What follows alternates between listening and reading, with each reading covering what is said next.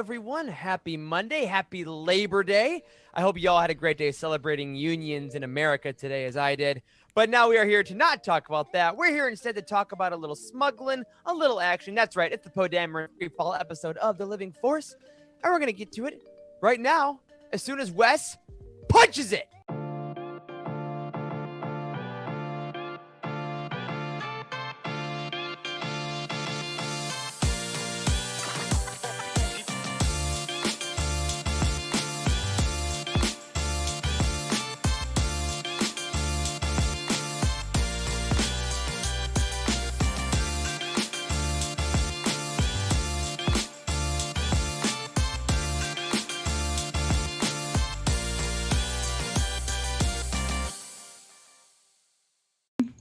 All right. Hello, everyone. Welcome to the Living Force podcast. I am one of your hosts, Eric Eilerson, and joining me tonight are a couple of my dearest friends. First, we have Dr. Corey Helton. Hello. What's up? Cheers, everyone. Good to see everybody tonight. As always, an exciting part of the week to hang out with my friends here on the Living Force. Yes, sir. You are fresh off a night shift and ready to go. I'm Nice, so yes. excited to see what happens. Miserable. We also have Wes Jenkins. Wes, how's it going, man? What's up, everyone? And guess what? I finished this book, so I get to talk about it this week. Booyah. That's right. Don't worry, everyone. Wes has already gotten his gold star of the week for reading the book. We put it in your little reader calendar. We gave you the page credit. Well done. Also, a nice hello to everyone in the chat. We got a bunch of people hanging out tonight. We're so glad that you chose to spend your Monday with us. We are unfortunately missing Dr. Charles Hankel. He is working a shift that defies reason as far as the hours. What he told us the other day, how many hours he worked in how many days. And if you're of the praying sort, by all means, my goodness, Corey, is Charles' schedule as insane as it seems to me, or is that just what you all do now? Charles is doing an ICU rotation, so that's intensive care unit. So like a lot of it, he's got a lot of COVID patients, like people that are in the ICU are very, very sick. They're often on pressors trying to keep their blood pressure up. And it's very complex medicine. I do one of those rotations in about a month, but mine's not going to be quite as rough as Charles is. He's in a huge academic hospital. So didn't he say he had like 15 COVID patients last week? Like, oof. I do not envy him at all. Definitely said 15 that. out of 17 were COVID. Charles, we love you, man. We hope that you're doing okay, but we are going to try to drive this boat, ship, car as best we can without you. Before we get in, though, we'll pour one out for you, and by pour one out, I mean pour it into our mouths. Into our mouths for you, our dear Charles. That's right. Before we get into some intro stuff, Timothy Guthrie in the chat has a great question. Corey, how is your floor? You were supposed to be on Lightspeed skipping yesterday, but you couldn't because your floor was getting finished. Guys, my flooring in my entire house is done now, finally. Wow, so that's been a long time. It was. I did my entire downstairs and luxury vinyl plank. We did our kitchen. And now we had to save up a little more money to do the upstairs. Now the upstairs is all done too. So if you've never replaced flooring in a house, it's basically as awful as you could possibly imagine. Because it's like you have to basically move out of your house and move right back into it because like you have to move everything because it's all on the floor. So glad to have this behind me. It's no kidding. Not a fun experience. Well, I'm so glad. I can't wait until, 2027 when we can finally see people again, and I'm going to come see your floor. That sounds good. So a little bit of news, everyone, before we jump into our first Charles-less roundtable. Also, hi, bye, Cheryl. You're hanging out with your kid and a baby, or your friend and her baby, whatever. Hope you have a good night. We're sorry. We'll see you later. All right, a couple things happened in Star Wars this week. Not a lot of huge stuff. One we wanted to address, that was a decently serious thing. An article came out about John Boyega this week. If any of y'all didn't see, he talked about what it was like being a black man filming Star Wars and how he felt with Finn's character arc and a lot of truths that he had been thinking. John Boyega's always been pretty transparent with his thoughts. But I was happy to see, at least in the communities that I follow, John got a lot of support because we can realize that even though we love Star Wars, we love these films, there are real people involved. And when real people get slighted for certain reasons or certain things aren't thought about in a good way, people can get hurt and we can always be better. So not a lot to really go back and forth on this, just to say, as far as Utini, the Living Force, all of us personally go, we support John Boyega as a man, as a character, Finn. We're glad you're speaking your truth, man. And we hope that Star Wars, y'all get better. Treat people of color with the same respect that they deserve. Another thing that happened this week, everyone, we found out when we are getting the way back, when Baby Yoda returns to our screens. It is October 30th. October 30th, Halloween weekend. Are y'all ready for some more Mandalorian in your life? Yes. I'm still a little. We don't know anything about it at all. We know nothing. Right. Yeah. Really know I heard nothing. there was supposed to be a trailer released, I don't know, 7 weeks ago, according to the internet or something. Right. It's Yes. been way too long. And I announced that on our Slack channel. I was like, are we going to be seeing this trailer? And everybody's like, what the hell? Where did I miss this? And I was like, yeah, I mean, they said there was going to come out this weekend during the basketball playoffs. And obviously it did not. And I cried wolf. Sorry, guys. That was weeks It's ago. all right. I mean, also, the Mandalorian Season 2 trailer is like, sure, it'd be cool to see the footage. Is there any reason they need it for publicity? Like, no one is be like, oh, well, I wasn't gonna watch it, and That's then right. the trailer came out. That's a good point. That's a True. good point. And now that I don't know, it might be interesting to not watch a trailer before it comes out. I mean, what do you I'm think? not against it. What do you think about that? Like, if it comes out in like a couple weeks, like 2 weeks before the premiere or something, are you guys all gonna watch it over and over again? I mean, I've never done that before with Star Wars. Like, I've done it with other movies, but I've never done it with Star Wars. I don't know. I can see it. I mean, obviously, do I want to see footage? Sure. But there's also the thing of whatever footage comes out, there's the possibility of all of the YouTubers being like, the Mandalorian footage dissected. And it's like a 48-minute video for 90 seconds of footage. And That's it's right. like, if you look closely at this frame, this is like Boba Fett's wrist cannon. I'm like, okay, like I don't need that discourse. Like, it's fun to talk about in the hypothetical. But once people start getting really into their own theories, I'm like, I don't think we need to go that far, but Yeah. Same. hey, let's be honest. It's Star Wars. If it comes out, we're going to That's probably true. devour it. Another thing that I actually forgot to put in this outline already, y'all, but Boski in the chat reminded me, everyone, we got one more announcement Star Wars-wise this week. The High Republic, which we were all waiting for, that is coming out in January, got a character reveal that we all kind of knew was coming, but now it's official. Mhm. Guys, it's sexy Yoda. That's right. Yoda with the smoldering side eye There was got some- revealed. There was some pretty funny stuff about that release too. That like there were some quotes I guess from some of the folks that worked on creating Yoda and like personifying him and like what he was going to look like for this cover image. And they the way it was, I think the image came out like way after they made those comments because like the way they talked about it said they want to do something that was totally new and different, but also like really respectful of the original character. And like there are side by side shots of the image that they revealed and like episode 2 Yoda, and it's exactly the same except for a belt. Like it's even like the same It's Yoda. It's the same pose and everything. Like there's literally a side by side shot where it looks like the exact same clothing and everything. And it was like, really, like broke new barriers with Yoda? I don't know about all that. You just gave him a belt, like But it's a really cool belt. Yeah. That's the key. That's right. And I thought it was fun though. They did announce he's going to be in Daniel Jose Older's comic. Yeah, so he's going that's to be pretty in like interesting. the Star Wars Adventures like kids comic, which I think is a great place for Yoda to be, right? With Yeah. all the younglings. I want him to be kind of like the Miss Frizzle of the High Republic. Yeah. Miss gotta- Frizzle. I gotta- Good drop. I gotta tell you too, I kind of honestly forgot that Yoda was even going to be in this. Like, I think we talked about it maybe briefly, like a long time ago, but like, he's certainly young enough or old enough, I guess, to have been in it. So that's very interesting. Yeah, they never actually talked about him being in it, but we were like, his age Yeah, pinpoints him as she should be in this series. that's right. Yeah, he would make sense. So I'm stoked to see him. Of course, y'all, we are going to talk about our nice little break we're getting in Star Wars books coming up. But once the High Republic comes in January, we're going to have a lot of content on this show. I'll just say that. Completely original, new, exciting content too, which will be fun. Oh my God. Oh, I can't wait. But speaking of new content that is not as original as High Republic, maybe yet astoundingly original, we had a lovely book release last week. Thrawn Ascendancy, Chaos Rising is out in the world. And oh my God, Wes, Corey, have you ever seen a book sweep the Discord like Thrawn Ascendancy? No, people are really, really stoked about it, and rightfully so too. I don't, Wes, how far are you into it? Have you finished it yet?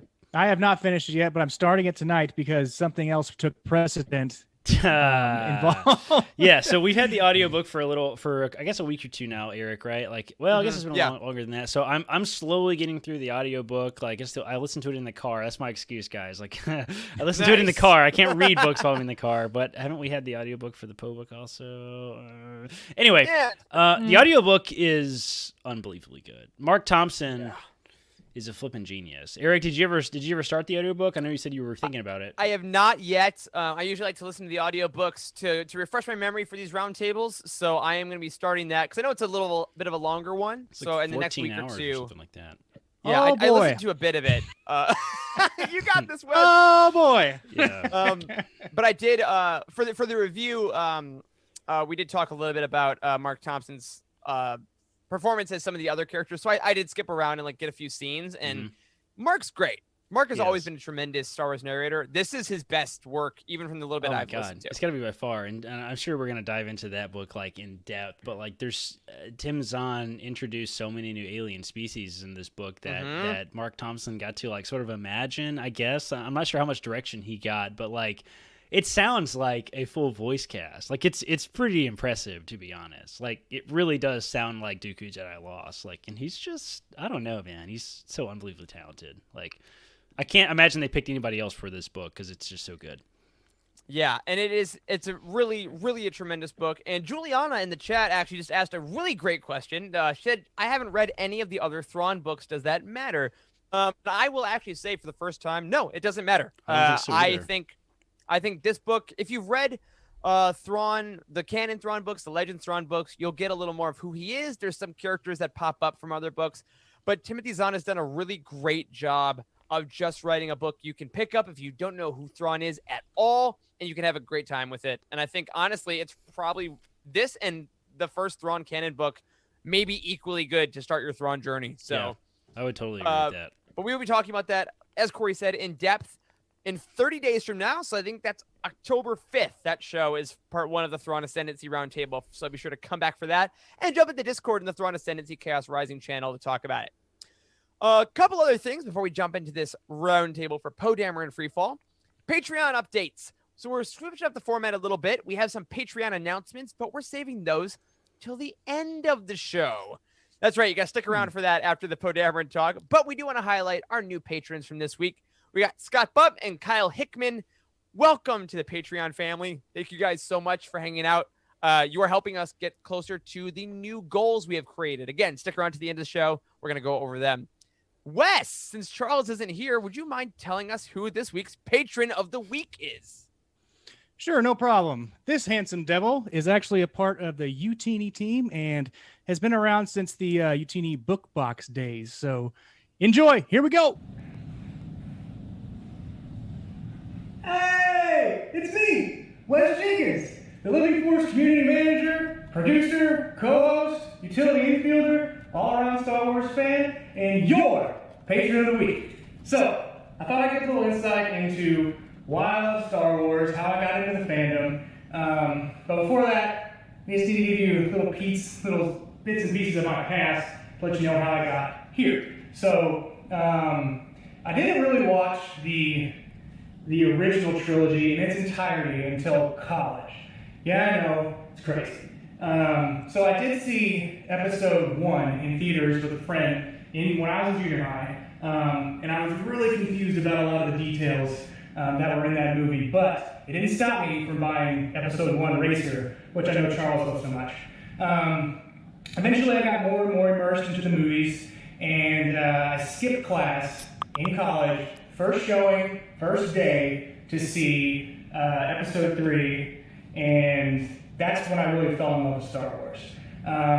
It was mainly the score and the music that kind of hit me. I took a music and film class in college, mostly because the history of rock and roll was clean filled up when I tried to sign up for it, but this was the next best option. It taught you a lot about how to pick out certain character themes in movies, and it's very evident in the Skywalker saga, all these themes. So those certain themes, like when Luke gazes out over the horizon with the twin suns, in episode 2 and 3, you get the little clues of Anakin's dark side theme, and those types of things really awesome, really hit me in the feels.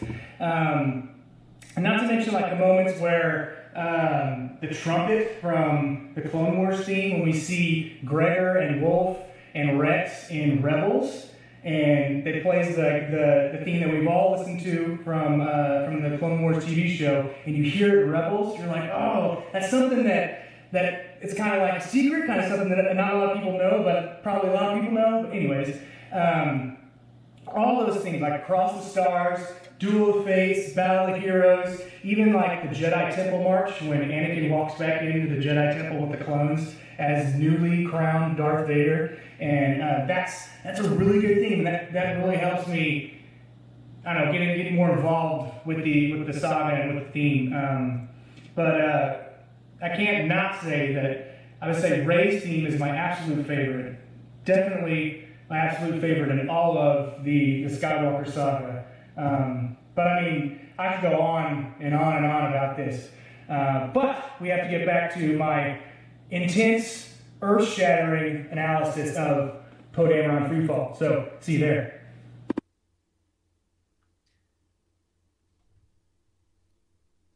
I think you're muted in you're doing great stuff there, Wes, but you're just muted. Thank you very much. That There you was go. amazing.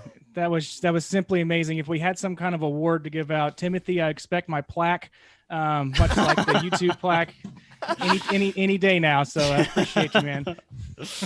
That was truly tremendous. And honestly, that's a great analysis of the Star Wars soundtrack. Talking about doing a soundtrack show, God, for forever. And dang it, if we have to do one now, Wes, you might lead it, buddy. So get prepared. Thank you again to you, Wes Jenkins, and to all of our patrons. And keep an eye out. You may be our next patron of the week. We'll see. All right, we're gonna skip through a couple things because we're doing a book. What is this called? Roundtable. See, I'm reading and I'm talking at the same time. It does not work out. We're doing a book roundtable, so we will not be going over book reviews, releases, things like that. But just keep your eyes out on Utini's new releases page for all your Star Wars books. Make sure you get them pre-orders in. We're going to take a quick break to give you a look at some merch that we have with the lovely merch ad, and we'll be back to jump right into Poe Dameron Freefall. 1 sec.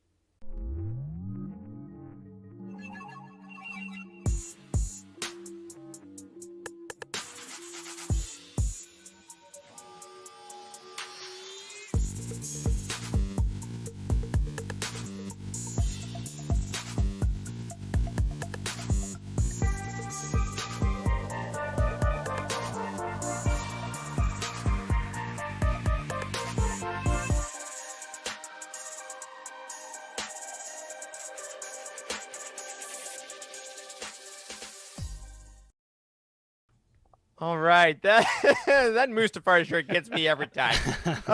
So for our audio friends, just a reminder, you can get 15% off at utini.com/merch with the code Thrawn15. That's Thrawn15. I'm not sure how long that goes. Joxy does.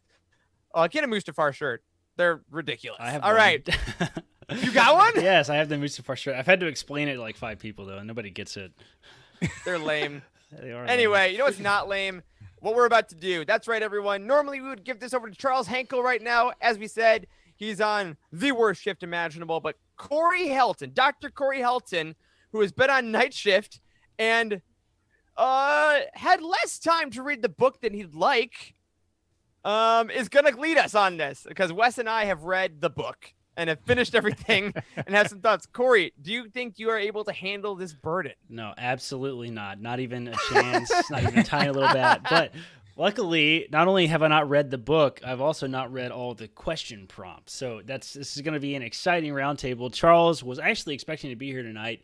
And I was actually kind of sit this one out a little more than usual.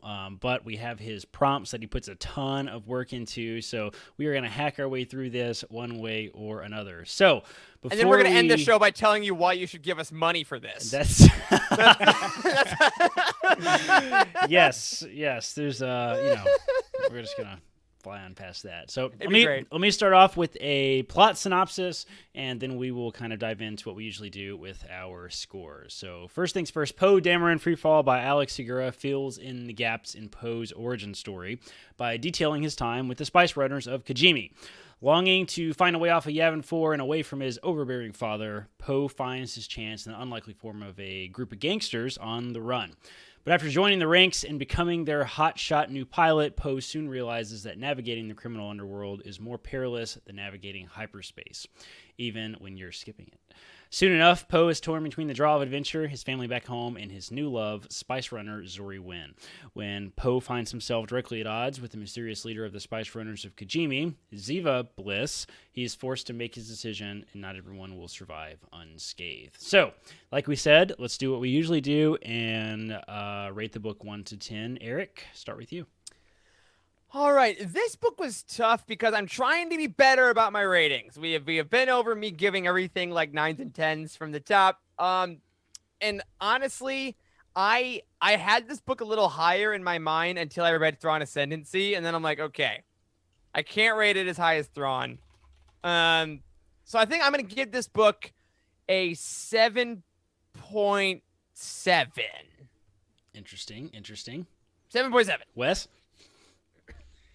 Okay, so when I got into it, it was a little slow in the beginning, but it really picks up at the very end. I remember a lot of people talking about it in our Discord and seeing stuff online about the big reveal at the end of the book, which wasn't that big a reveal for me, but still a reveal nonetheless. But my rating is going to be a 7.8.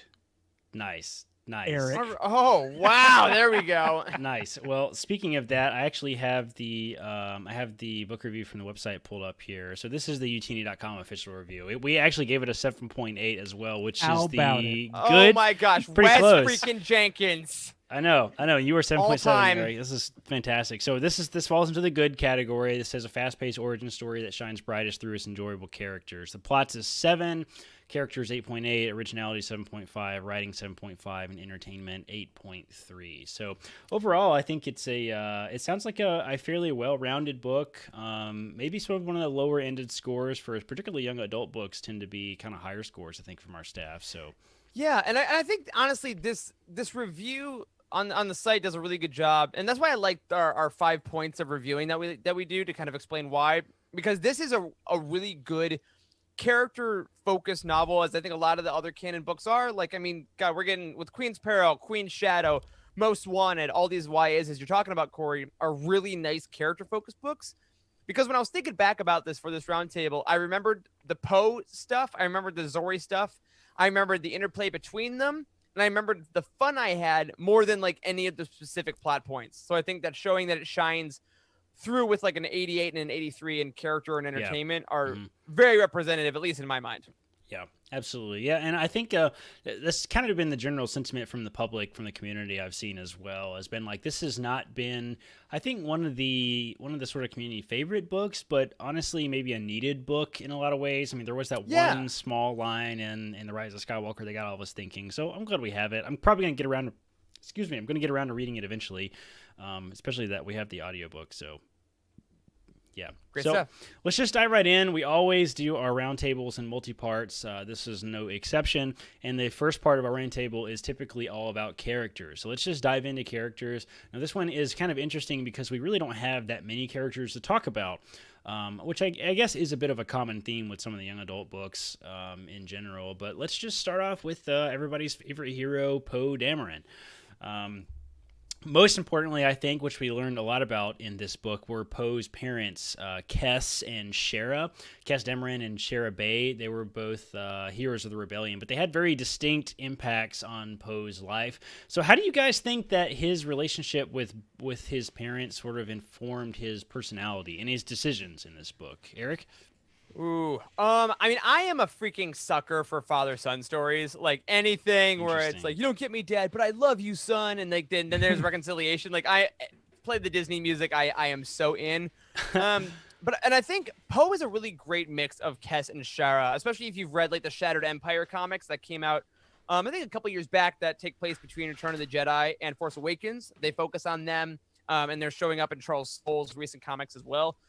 They're a really nice blend for Poe because Kes is decently stubborn and he's kind of a little more solemn, and Shara's like the thrill seeker, right? She's the A-wing. She's an A-wing pilot. Like she likes speed. She likes danger. Appropriate. And I think the Poe we see in the sequel trilogy is a nice blend of that, because he's got that cockiness, that flyboy attitude, of course, but he does also have that kind of solemn nature of like, I need to be a leader. And I think that's his father grounding him. And in this particular book, I think that he's constantly trying to fly away, if you will, from his father's influence. He just wants to be his mom. That is all he wants to be in his entire life, because she's gone. He misses her. And I think that he believes if he can represent Shara Bay, then she's alive still in a little bit of a way. And Kes is trying to essentially hold him back. So I think by the end of the book, he's found a little bit of his father's influence that he can love and he can emulate. But I think it takes him to get there. Yeah, absolutely. Absolutely. Wes? Yeah, I completely agree. I didn't even think about the aspect of Shara Bay being gone, that he wants him make him feel like he needs to be more like his mother. But Shara Bay, I think she was more like the risk taker, like you said, and resonated with Poe the most. She strikes me more as a person who like kind of bent the rules whenever she was with the rebellion, whenever she was given strict orders, but it came with victories and rewards more often than not. But with Kes, he played it more on the safe side, or by the book, or because I don't really know much about him. So he could have been just like Shara Bay, but kind of dialed it back down and saw what I guess his actions would be later in life and how it would affect Poe. So he kind of knows what that path would be, and decided that if he kind of lays low, does the farmer life on Yavin 4, then he wouldn't lose his son to such extravagancies like he did with his wife.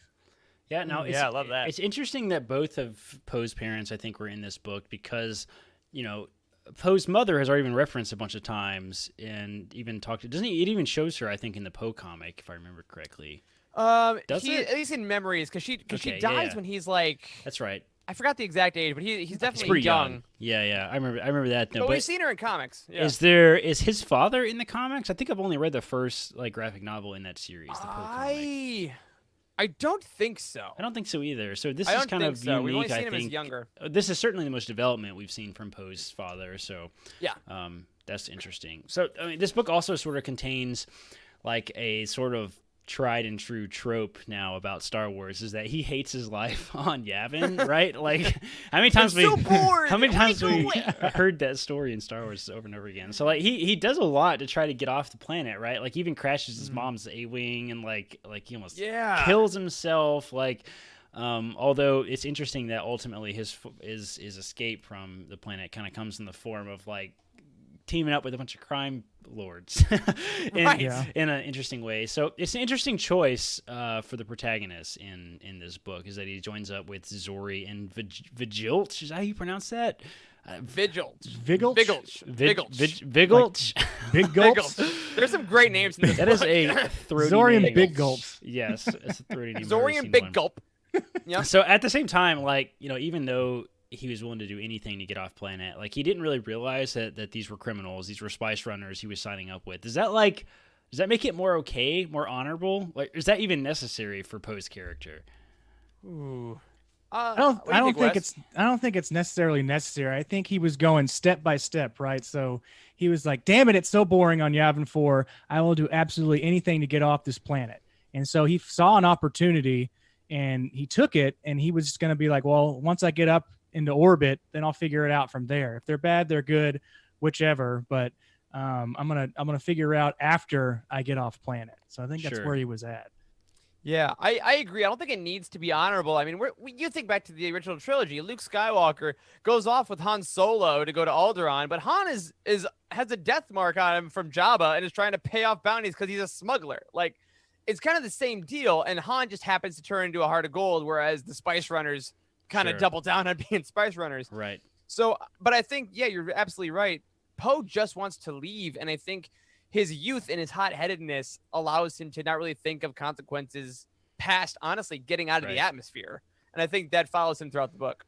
Right. We were talking a little bit before the show that this book seems like it has a lot of parallels with Most Wanted, and maybe it's less about having parallels with other Star Wars books and really more about having just some of those tried stories of youth, right? Like that's not a new idea by any means, that like characters want to escape from their parents, right? And they want to get out from under their parents' thumb in a lot of ways. So this seems to be sort of a theme in a lot of young adult Star Wars books, is kids want off world, which is very interesting. Everybody hates where they're at, which is pretty funny.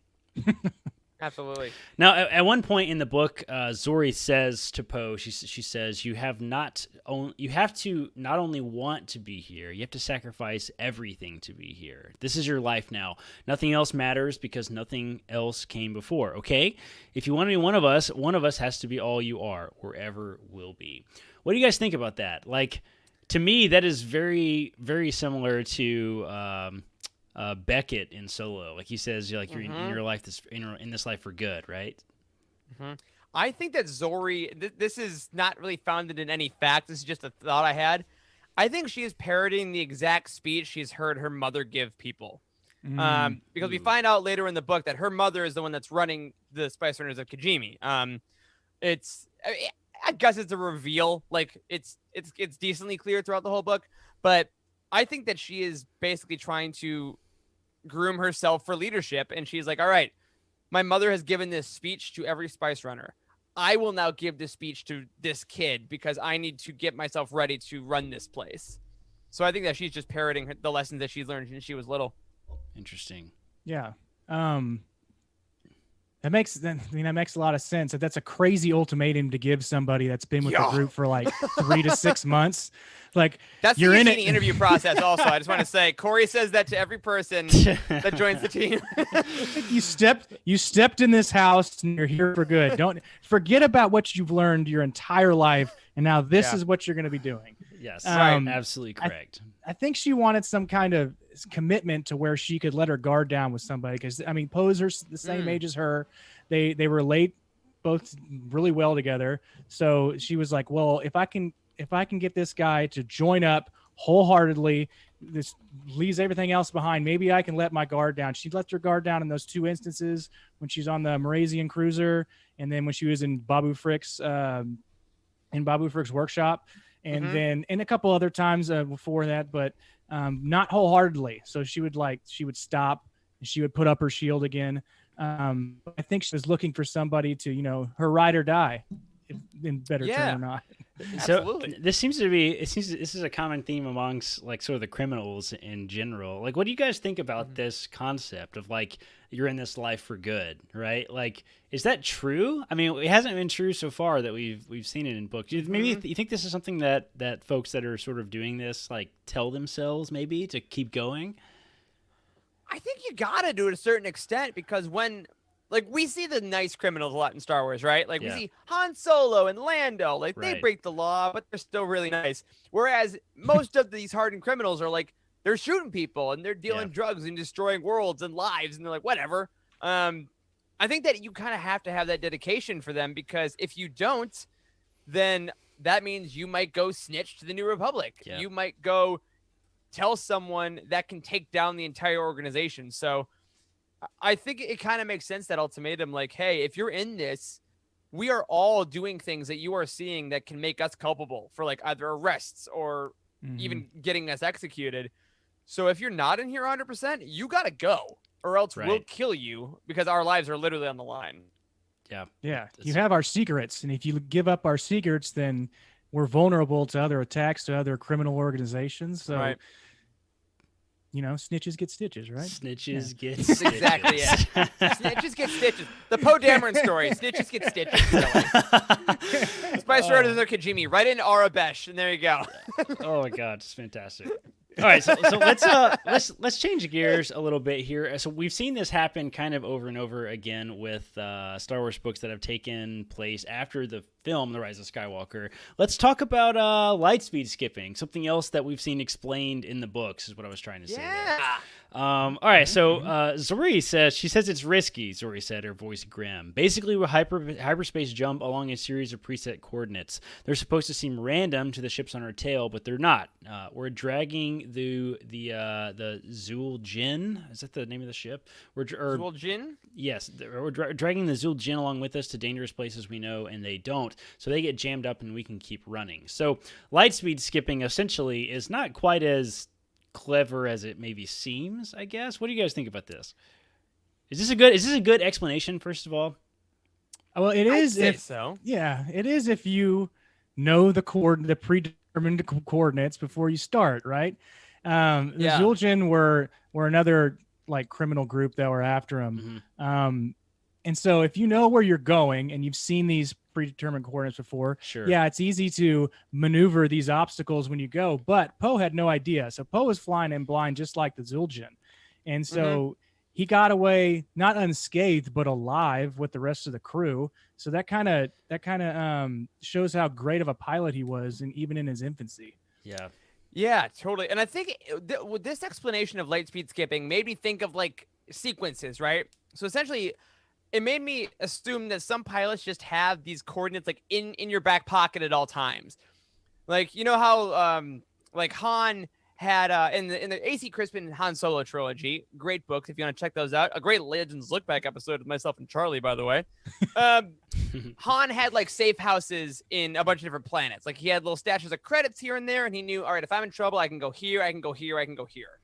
And to me, lightspeed skipping, as it's explained in this book, is kind of like that for travel. If I'm in trouble, I know I can go to this coordinate, and then I can bounce here, and then I can bounce here, then I can bounce here. And I assume that Poe, at least in Rise of Skywalker, once we get to that point, he's had this formula of worlds kind of in his head for years. So it's risky, yeah, but at the same time, he's like, my muscles can just do this naturally. I can go like boom, boom, boom, boom, boom, and everyone else is freaking out. But I know that it's actually intentional and it's not so random. Yeah, I like that. It does kind of take out of the picture to some degree, like the issue that's been in Star Wars for a long time, though, which is your sort of calculations, right? The computer has to calculate the hyperspace coordinates. But perhaps if your entry and exit vectors are the same in every single area that you go to, and you do them like you're saying is all back to back, maybe it is a little more plausible. So I'll try not to. Someone was just reading a Thrawn book recently talking about entrance vectors. Yes. Yes. I will try not to ask you any questions. Though this isn't the concept of lightspeed skipping is new, but the concept of like bouncing between hyperspace spots is not. That's been around for a long time in Star Wars. There's tons of Legends books where they will make several small jumps rather than making one big jump, like to confuse pursuers, right? Because even though like the First Order can like track you through hyperspace, like they can, I don't really exactly remember how it was done previously, but I mean you could essentially calculate where people were going somehow. Maybe it was using vectors. Like based on the hyperspace lanes that were around, like calculate the likely trajectories, and there's a lot of math involved. Whereas the First Order then eventually just said they're that way, right? Which was the new one. Right. Okay, continuing on here. So when Zori and Poe sort of have their late night joyride on the Ragged Claw, she says, "Though I was worried." Worried, Poe asked, "About what?" And she says, "That you'd try to leave without me," not looking back to catch his expression. What do you guys think that Zori was trying to get at there? Is this like a peek into her sort of soft side that we get a little touch of in The Rise of Skywalker? Eric? Yo, I think so. Like, I really like Zori in this book. I mean, much like how Most Wanted is kind of secretly a Kira book, I do think that Freefall is kind of secretly a Zori book. I really love that character so much, and I think that her and Kira obviously have a lot of similarities. As far as they're both very strong women. The hotshot guy is trying to like maybe see if this lays for him, and they already know what they're doing. They're very competent. Like a lot of those things follow through. But in this particular moment, I think that Zori is seeing for the first time maybe an avenue out because she has been groomed to take over the Spice Runners. Her mother runs the gang, and she's like, okay, I will then someday do that. There's no question. And I think throughout this book, she sees in Poe maybe either a partner that could kind of join her, or at the extremes, someone that if he runs, she runs with him. And I think that's very interesting and probably really scary for her, which makes eventually the fact that he doesn't, that he literally abandons her, I think hurt even more, because I think she then feels stupid for letting her guard down. Yeah, totally. Yeah, I completely agree. I mean, it was kind of like a pipe dream, really. I don't think she knows right now in this part of the book, but she's going to be the new leader of the Spice Runners, taking over for her mother. But this was kind of something she's thought about, but didn't actually think it was going to happen and wouldn't be actual reality. But she wanted to kind of see his reaction to it, maybe. Ooh, I like that. But kind of saying it and letting it feel out. We all do that sometimes. Hey, I'm going to say this thing. What do you think? What do you think? What do you think? Oh, I was kidding. Oh, yeah, no, never mind. Oh, no, let's go kill some people, do drugs, right? Yeah. Doing them drugs. Yeah, exactly. Oh, gosh. I can't believe that's in an ad. Okay. All right, so it seems like this book was sort of a character study of both Zori and Poe. Like I like what you said, Eric. It seems more of a Zori story than necessarily maybe like a Poe story. But we do get a lot of character development about Poe in the book, right? So at one point definitely. He's like wounded by one of the key villains in the story, Ledesmar. I guess is how you would say that. And he kind of thinks to himself, was this the end of his story? A runaway child of the rebellion killed in the midst of some galactic gang war. Did he even know what he was fighting for? No, but he did know who he was fighting for. So do you think this is sort of like, is this early Poe's leadership developing here? Like, what exactly is this? What is this thought? And what does this turn into later on, I guess? Wes, any thoughts here? That's interesting. Early leadership skills just coming forth right. I mean, I thought he was just really smitten with Zori. He was like, I will do anything for this child, for this woman, and anything at all. Because even if she did have aspirations to rule the criminal underworld of spice running, I still want to be side by side with her and maybe pull her away from whatever murderous gang she wants to be a part of. But yeah, maybe this would just for you saying that this could be some early like clues of his leadership skills coming out. Yeah, it does seem kind of like the moment in his life where he's thinking, oh, I have romanticized this life of running and flying across the galaxy and just being away from my dad. But now that I'm in the violence, now that I'm actually in the true stakes of the world, I'm like, oh, maybe I'm not actually fighting for something right now. Okay, I should figure out what means something to me. And, oh, hey, this girl means a lot to me. Okay, maybe I fight for people. So I do think there's definitely parts where his mind is starting to go about like, okay, the gears are turning and realizing if I'm going to go into dangerous situations, I got to have people that I love that I'm fighting for, and I got to know the reason that I'm fighting. Totally.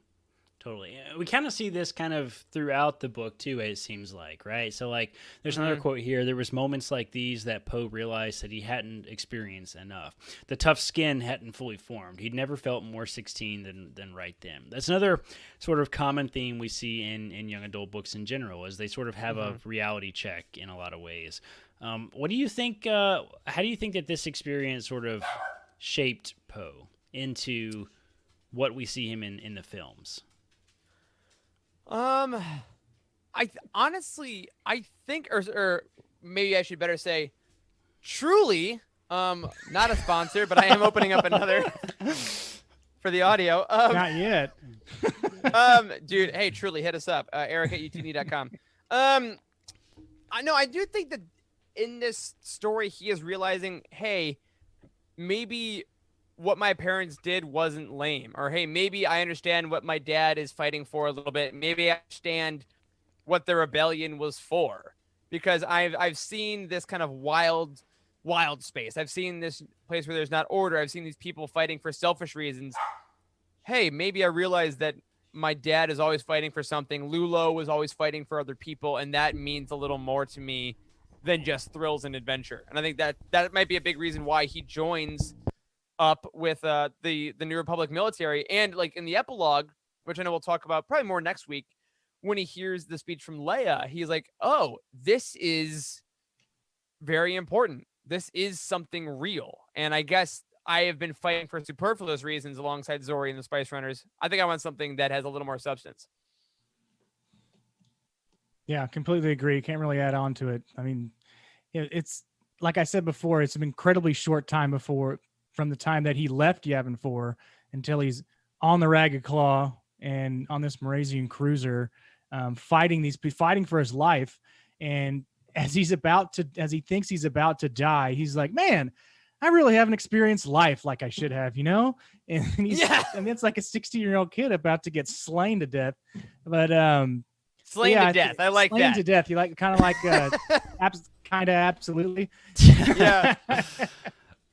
That's yeah. That's funny. It seems like Poe is sort of continually thrown in these situations where he's like having to like totally grow up, and he sort of has these moments of realizations like, holy crap, like all these people want to kill me and this is over like drug money. Like what the heck, man? Like yeah. I just took just out some for a drug money. What, they joyride. want to kill me? Yeah. What do you mean, man? there's a lot of It's cool. There seems to be a lot of quotes that sort of around this. Like here's another one here. He says his blaster wasn't set to kill, he reminded himself, but it struck him nonetheless that he was firing on New Republic officers who stood for the same ideals his parents had fought to establish. Like, what the hell, man? Like, yeah. Okay, I want to talk about this moment for a second. So this particular moment really kind of hit me because I think this is a moment that we don't really see from any of the other protagonists in Star Wars a lot. Like, we get to the point where, Luke is fighting against stormtroopers, and then we have Rey fighting against the First Order, and the Jedi fighting against the Separatists and all these things. But Poe is literally at the point where these are people that have seen him joyride his entire life, that have dragged his dumb butt out of Rex, that have called his dad to come get him, and like they've been annoying. But now he's like firing a weapon at them, and it's like, okay, I know logically this is the New Republic military. These are the good guys, and like that has to be a moment that really messes you up to be like, okay, I can talk back to these people. I can get annoyed with these people. Now I'm firing a gun. yes. Like, it's got to give you pause, Yeah, totally. Yeah, it does show that Poe has a good heart.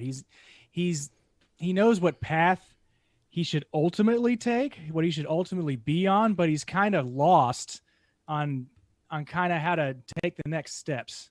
So yeah, exactly. He's just trying his best, but like it's rough. It's a little rough. Yeah, it's rough to kind of try to save your life when you're 16 years old. When Right. You don't really know what to do. Right. Yeah. Right. And I guess luckily we do see him sort of come to his senses, right? I mean, that is the purpose here, right? And like there's another good quote here. It says, Poe understood that lives were lost, but this wasn't war in the same sense as the battles his parents fought in. This was murder, Poe realized. Like, is that the moment that Poe sort of like has his wake up call, that like he realizes that sort of that this is not a just cause he's fighting for? Is that what it is about? I guess really is the question, is like, is it about justice? Is that why Poe sort of walks away from all this? I think one thing this book really does well, I think, is it doesn't judge Poe at any point for joining the Spice Runners. I think that it's like, yeah, he sees a life of adventure. He's a little, caught up in leaving home. I understand kind of why he would want to do this thing.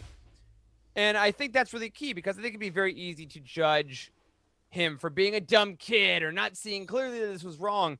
And I think Segura really does a nice job of slowly showing us that Poe realizes, okay, this little thing is okay, but I'm a little worried about this. Okay, now this stretches a little more, but I'm still okay. Okay, now this goes a little too far, because every protagonist in every story needs to know where their line of morality lies.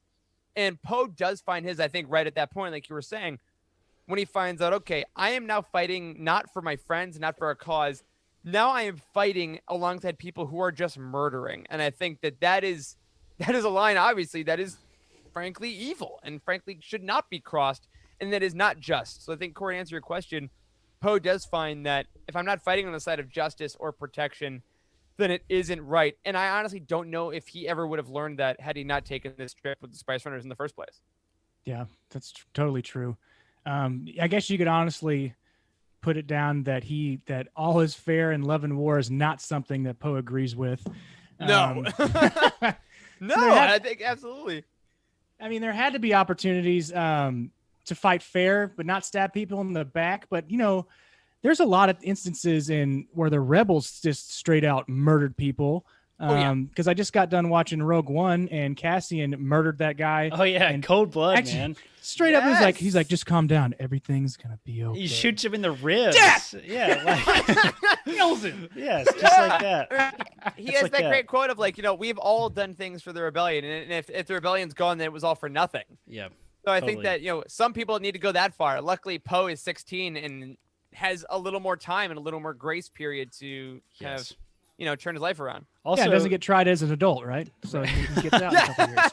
Well, and last thing I want to say about that too is that I think this book does a really nice job too at maybe telling the readers, hey, you don't know what's going on in someone's life when they make mistakes. Right. Like, we all know Poe Dameron's a hero because we've seen what he becomes. But if you had just seen this character, he joins the Spice Runners, he goes off, is in the middle of all this bad stuff, these murders, these crimes, it'd be really easy to judge him. And I think that's where a lot of us go in real life, is that there's a lot of times where we see these young kids that are put in these horrible situations, and you're like, oh, well, they knew what they were doing, they got it.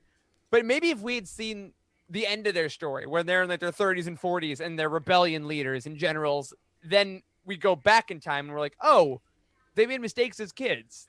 Okay, they had to learn, they had to figure their stuff out, and then they can grow up. So I thought in the meta context of Star Wars, which I think all the writers, frankly, are writing into it, and I think that was really kind of cool, really kind of interesting, and I hadn't seen that before.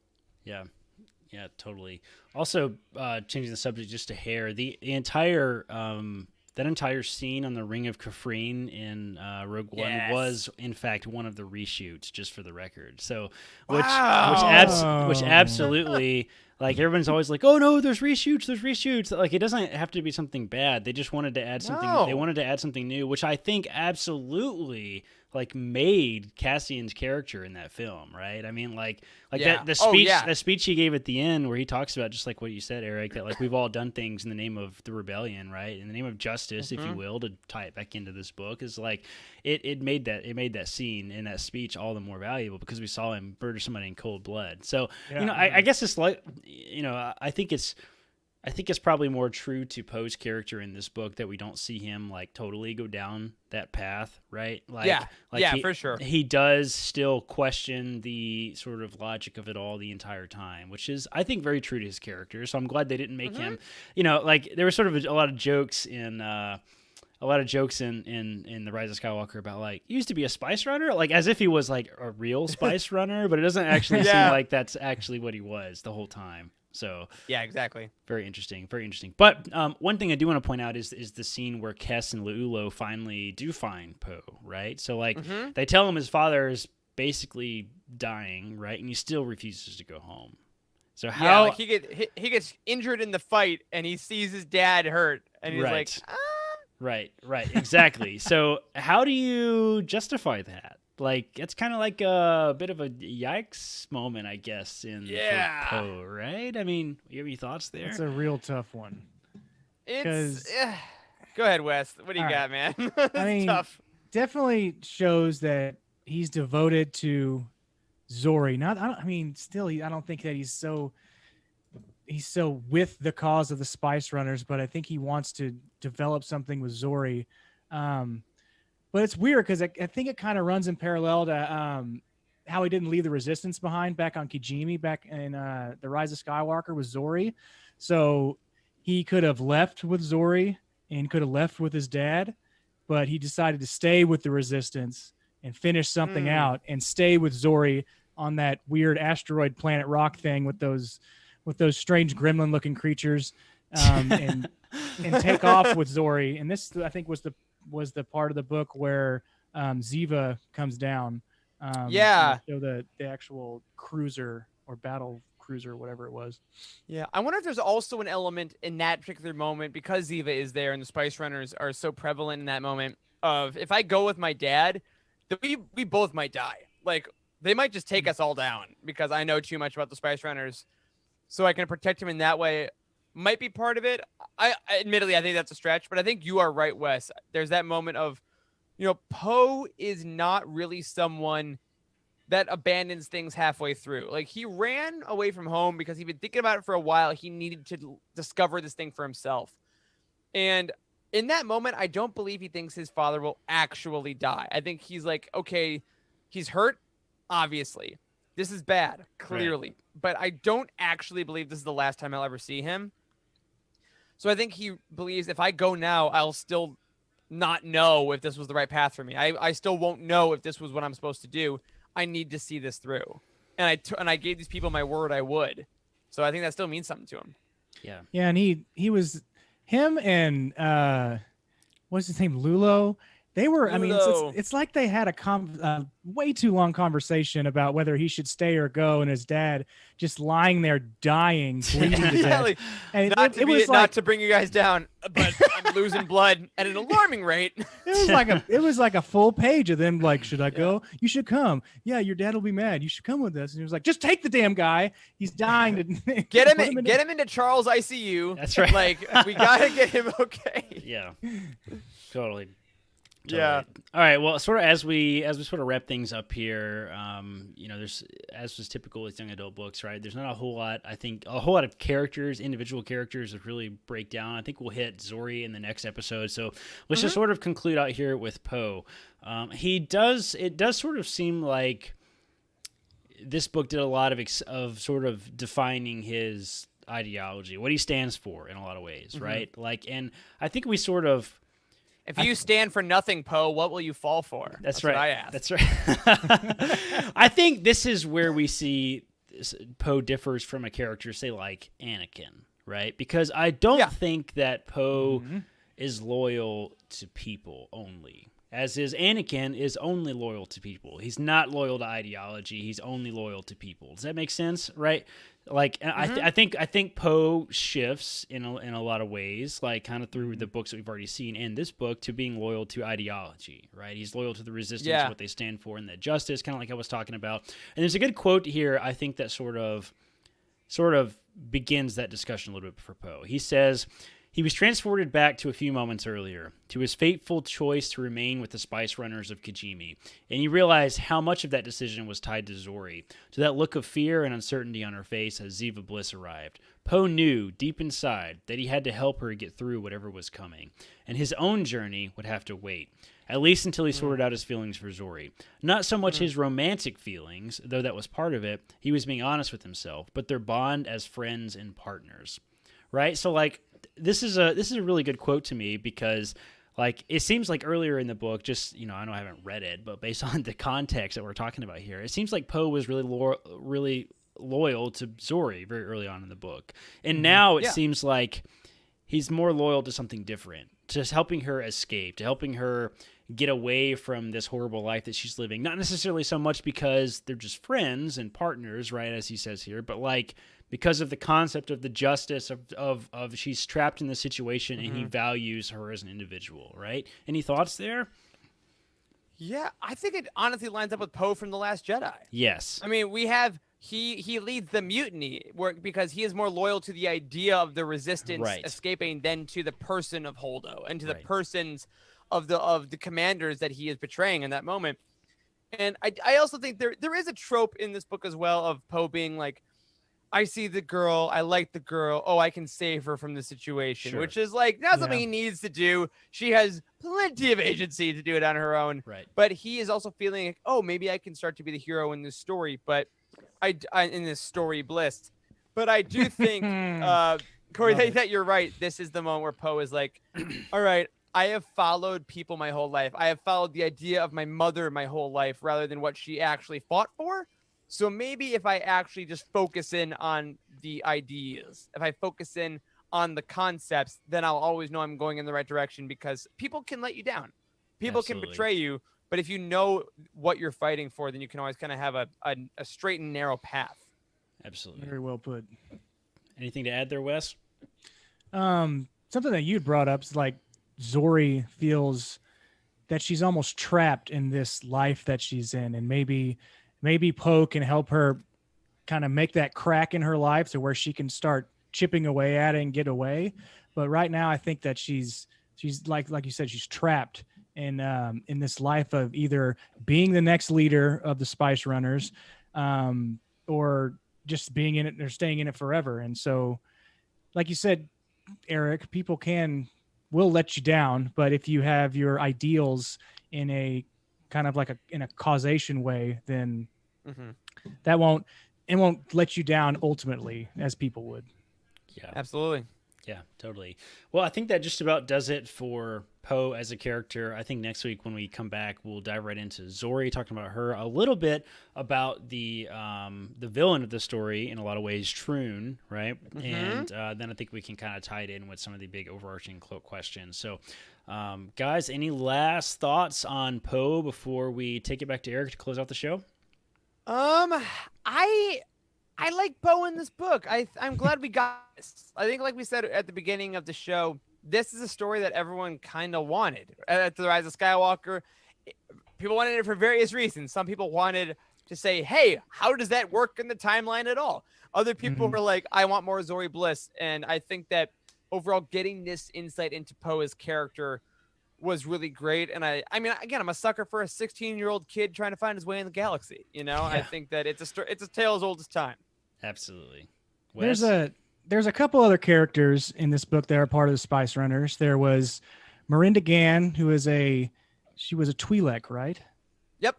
And then there was Gentry, and then Vigulch, and then a couple other people. But Masu was in there. Yeah, Tommaso. But so Gentry, I brought this up earlier when we were talking, Eric. Whenever he speaks, he says like us and we. What? Oh, did you pick up on that? Why does he do that?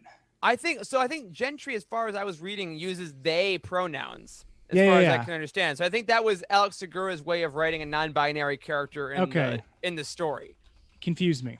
And I think that also might be, as far as the we thing, might also be a Powan tradition as far as people go. But I also love that stuff. I mean, one for visibility, and just for everyone seeing themselves in Star Wars, I think is great. But I also like the idea of people having different cultural traditions that they bring into groups, because too often it's like, I'm a human. Oh, and I'm a human. All right, let's go do human things on a ship. And there's no real there's nothing they bring in. So that's what I got out of it. Okay. And then another thing that really pissed me off, the entire book, the Spice Runners of Kijimi is the worst name I've ever heard for a criminal organization. It's so not authentic. It's so not creative. Come up with something else. Like the Kijimi Crusaders is better than the Spice Runners of Kijimi. Yeah. Hey, guys, what do we do? Well, we run spice out of Kijimi. Print it. Done. Print it. Did it. Can you imagine if the gang was called the Drug Dealers of Chicago? Like, like, come on. That's like exactly what it is. It's so dumb. We're the Star Wars talkers of the internet. Yes. Oh my God, Joxy said in the chat, it's as good as the Washington football team. Yeah. That's exactly it. Oh yes, They are the Washington football team of Star Wars. Fantastic. Well, I think that just about does it for our discussion about Poe in this book. Eric, I'll give it back to you to close out the show. All right, so we are flipping up the format a little bit this week, folks. As opposed to just going to the outro, we want to give you some UTD news now at the end of the show to say thank you for sticking around. We can't wait for next week. We don't know if we'll get Charles back. He may be working. But I got to say, from my point of view, I'm sure Wes in the chat will agree with me. Corey, you absolutely killed it running the show. And no small part to Charles's prompts, but dude, nicely done. That's all Charles is doing, man. He writes this incredible work. So well done. A couple updates for everyone watching. We got some podcast updates. Last week, Utini Game Night was going very strong. We had Andrew Bell playing Empire at War last week, which was a great stream. He played some Thrawn campaign from the old Legends universe. Wes, what does Utini Game Night look like this week? This week is Heather. She'll be playing Lego Star Wars on Wednesday. I would like to point out that Andrew was the first Utini Game Night streamer to not have technical difficulties. So way to go, Andrew. We did it! Strong work. Got one through. So yes, this Wednesday we have Heather playing Lego Star Wars, which she's probably going to make me want to buy the Skywalker Saga Lego Star Wars whenever we get some kind of update when that thing's coming out. So be sure to tune in Wednesday night. All right, well, that Wednesday night, and then, of course, Thursday night, Legends Look Back is live again. I do believe this week they are doing a character deep dive into Lando Calrissian. Jared told us that on Lightspeed Skipping this past weekend. So I cannot wait to watch that and listen to that, all about Lando. And as a reminder, that is going to be on its own podcast feed for Legends Look Back. But if you're in your Patreon feed, you're going to get that as normal. Our very own Conjure Book Club started their new book on Saturday, Bloodline by Claudia Gray. So be sure to jump into the Discord every Saturday at 4 p.m. Eastern to have a nice little book club discussion talking about one of our favorite canon novels. Again, that is in the Patreon feed as well. Speaking of the Patreon feed, we made some changes this week. We have been teasing them that they were finally going to come, but we finally have some new goals to talk about. Corey, we had our new tiers recently. Can you go through our new Patreon goals, please? Yes, absolutely. So as always, thank you to Timothy, who is our Patreon manager at Utini. Yes, He's sir. been working on our tier goals for a while now. My accent just is something really weird there. A while now. A while now. Man, you sound real good. He's been working on them Patreon goals for a while now. You sound real good. Yeah, real good. Yeah, sure did.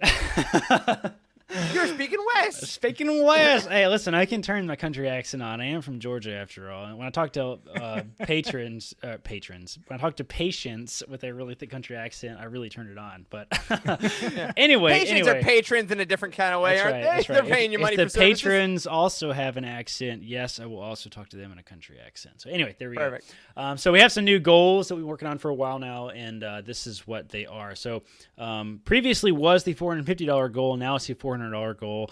I am going to belatedly read I, Jedi. I'm going to read some of the book.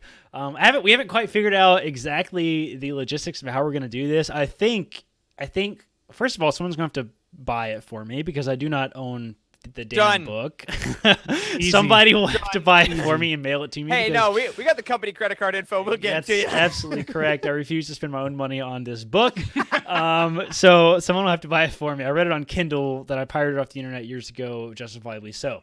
And I'm going to read some excerpts from the book. We'll do like a live read. We'll probably hang out for like an hour or two or something like that. And we'll just read. You guys will have to find the excerpts that you want me to read, and we'll all dive in together. It's going to be a load of fun. If you've never heard this before, I'm a bit of a tangent here, but I am not crazy about the book I, Jedi. It's been a bit of an inside joke for a long time. I know we're like a positive community and all this stuff, and like if I ever meet the author, he's gonna have to punch me in the face, and like deservedly so, because I've crapped on this book pretty endlessly. It's the only truly negative opinion about Star Wars books I think I have. And the story is, we had a very early on in Utini history, we had like a movie night, and we all watched like the fourth book, and Dr. Helton, the fourth movie, episode 4, Dr. Helton had a bit too much to drink and went on a bit of a rant about how terrible I, Jedi is. So it was great. We're so young. It is so young. It was like 3 years ago, just about. You So recreate that. anyway, $400. We're only $14 away from that goal. We are so. $14 away from Corey reading I, Jedi, everyone. I just Yes. want to repeat that.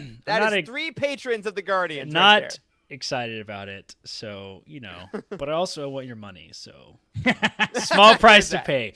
All right, running through the rest of these goals here. $500, we're going to do a Phantom Menace film commentary. We'll probably watch the movie in real time, and the 4 of us, Wes, Charles, Eric, and I will do a Phantom Menace commentary of the film. You can listen to it at the same time as you watch the movie. Probably using the Disney Plus edition, I would imagine, because that's one most people have access to. $600, we're going to do a Bloodline roundtable. This is the Claudia Gray novel that a lot of us, I think all of us have read it. No, Charles hasn't read it. Oh, wow. Wes, have you read Bloodline? Yeah. I have not read Bloodline. There we go. Ooh. Well, that'll give me an excuse to reread it, and Eric, I know it's been a while for you as well. So yeah, I haven't catching up with the Conjure Book Club stuff, but I'll steal some of their takes. Exactly. $700, we'll do an Attack of the Clones film commentary, which should be exciting. We should probably have a lot to drink when we watch that one. Maybe we can turn it into a drinking game. And hey, maybe we can even talk Alice from Force Toast. That's her favorite Star Wars movie. Maybe we can talk Alice into guesting on that one. Oh, that would be fantastic. Really not that bad. $800, we're going to do a canon comic series roundtable.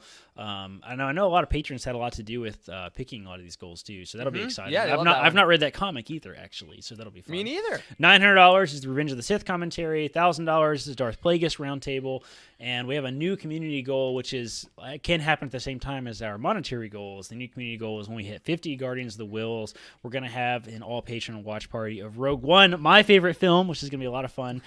Usually we only do those for the Inquisitorius tier. We have like I think we call them Night at the Opera. We do like some kind of watch party at least one, like 3 or 4 times a year. We actually have one coming up this month, I believe, for our Inquisitorius tier. So once we hit 50 Guardians, that's our $5 tier. We will do that. And we're only 20 away, which I think is fairly reasonable. So maybe we can hit that before Christmas. It'd be fun to watch that together. Yeah, and as a reminder, all of these tiers and goals are on Patreon right now. We just wanted to go through them because, as we said, Timothy did a great job putting them together. Got a lot of feedback from a lot of patrons and a lot of listeners. This is what you want. So we are happy to do it. And yeah, if we do it $1,000, we'll do Darth Plagueis as a roundtable. We will take the time, the year that it takes to read Darth Plagueis. We will put in the work and have that. So very excited for that. And of course, on our Patreon right now, if you want to look at your feed, you got a new Lightspeed skipping episode today. Charlie and I have a new Ghost Crew coming to you on Wednesday. We are in season 2 of Rebels. We're loving it. Conjure Book Club is on there. Just more and more shows every single week. And, oh my gosh, in October, Bounty Hunt will be returning with The Mandalorian. So, that'll be exciting. Always a ton of content on that Patreon. Thank you to everyone for supporting this show. And finally, as we close on out, a quick just thank you to everyone that is still in the chat right now. These Monday night live shows are super fun to do. We love everyone that listens later on in the week. If you do come on Monday, it's fun to have that little back and forth. So thank you. Thank you so much for supporting everything we do here. And be sure to head over to utini.com for everything you need. And my friends, that is going to do it for this week's Charles-less episode of The Living Force.